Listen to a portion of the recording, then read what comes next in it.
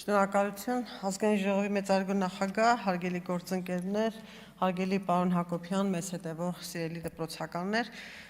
արդեն երկրորդ օրն է, մենք քննարկում ենք մի հարց, արդյոք ինքնավար մարմնի անդամը, հեռուստառադիո հանձնաժողովի անդամը խախտել է քաղաքական չեզոքության կանոնը, թե ոչ։ Այստեղ կարծիքները տարբեր են իրավական քննարկումից, մինչև քաղաքական քննարկումներ, շահարկումներ, եւ ես զարմացած եմ նաեւ մեր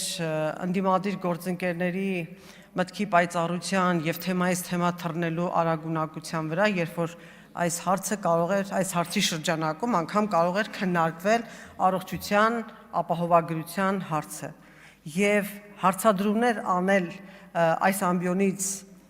առողջության համընդհանուր ապահովագրության կարգավորումների, դրա բացերի վերաբերյալ այն պարագայում, երբ որ երեկ կառավարությունը վարչապետի գլխավորությամբ այստեղ էր, առողջապահության նախարարը եւս դահլիճում էր եւ այդ հարցերը Տիկին Գյուրեղյան դահլիճում չեք, ուղղակի ձեր ելույթները այդպեսին կարող եք ուղղել առողջապահության նախարարին, ստանայեք ձեր հարցերի պատասխանները եւ չմնայեք ձեր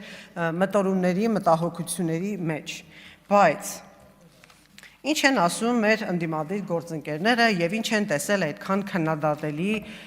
եւ մերժելի պարոն Հակոբյանի հարցազրույցում։ Ընդհանրապես պատմական իրադարձությունների վերաբերյալ մարդու գնահատականը։ Մարդ,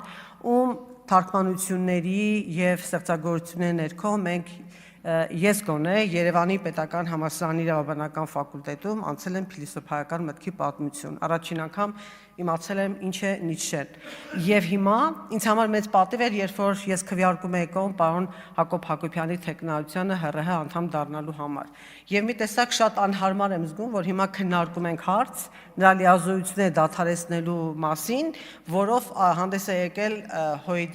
Հայաստան խմբակցությունը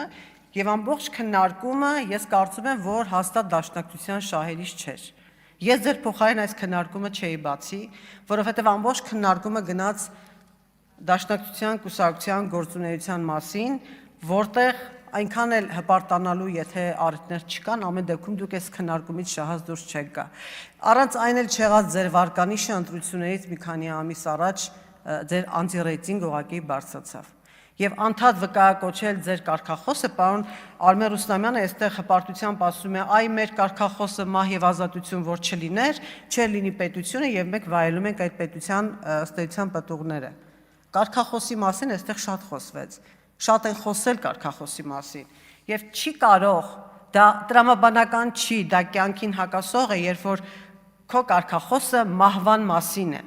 Եվ երբ որ դուք ասում եք մահ կամ ազատություն եւ ասում եք, որ այս լոզունգ, այս կարգախոսը մենք ունենք արդեն 130 տարի եւ դրանով առաջնորդվում ենք, մարդու անհատական մակարդակում դա կարող է լինել, բայց ժողովրդի մակարդակում նման կարգախոս չի կարող լինել։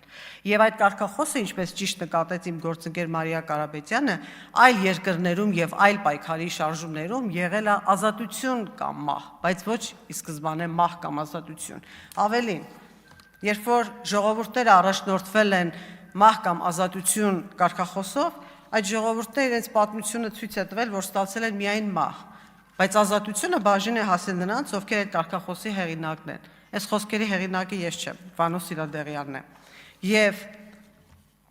ես զարմանում եմ նաև մեր դաշնակցական գործընկերների իրականությունը չտեսնելու, դրա վրա աչք փակելու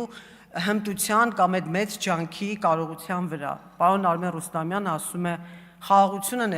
զինադադարը ներկայացնում եք որպես խաղաղություն։ Ոնց կարելի է չտեսնել առկա խաղաղությունը, ոնց կարելի է չտեսնել հաստատված խաղաղությունը եւ չգնահատել այն ջանքերը, որ դրվել էին այդ խաղաղությունը ձեռք բերելու համար, եւ հիմա դա որակել որպես զինադադար։ Կամ ինչ ստացան մեր քաղաքացիները առողջության ապահովագրությունից, ռետորական հարց է տալիս Տիկին Գյուրեղյանը եւ լքում դալիճը։ Այսինքն 50,070 քաղաքացի, որ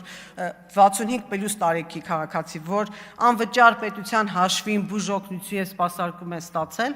դա մարդկանց կյանքի որակի վրա որևէ փոփոխություն չի բերել։ Դուք չեք տեսնում այդ դրական փոփոխությունը։ Դուք տեսնում եք, դուք ուղղակի չեք ուզում առնչվել դրա հետ, չեք ուզում ընդունել, որովհետեւ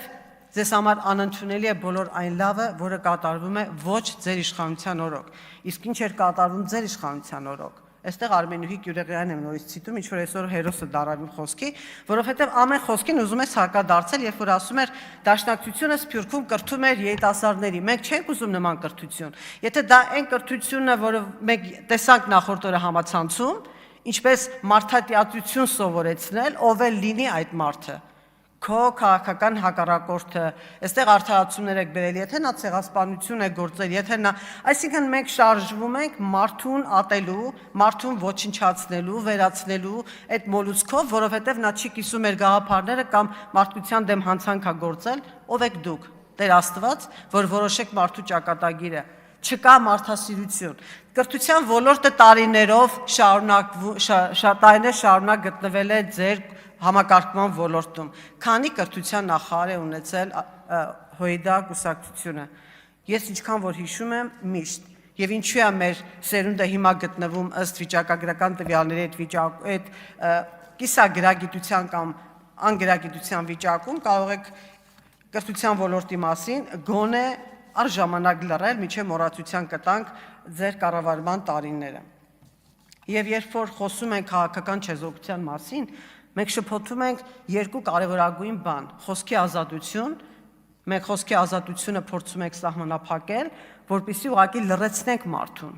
Եվ ասում եք, որովհետև դուք ինքնավար մարմնի անդամ եք, իրավունք չունեք կարծիք հայտնելու։ Եկեք չշփոթենք եւ իրավունքի օրենքի տառով չմեկնաբանենք այն, ինչ իրավունքի գերակայության ներքո չի կարող երբեք մեկնաբանվել որպես քաղաքական գործունեություն։ Ինչ է ասում սահմանադրությունը, ինչ է ասում օրենքը հանրային ծառայողի մասին, որ չի կարող վերջինս զբաղվել քաղաքական գործունեությամբ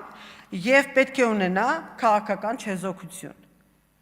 Տվեք այն դրվագը, մատնացույց արեք, որտեղ պարոն Հակոբյանը զբաղվել է քաղաքական գործունեությամբ։ Դա եղել է ընդհանրապես կարծիք գնահատական պատմական իրադարձություններին։ Ինչ է նշանակում քաղաքական գործունեություն կամ քաղաքական չեզոքության սկզբունքի խախտում, այսինքն երբ որ պաշտոնյան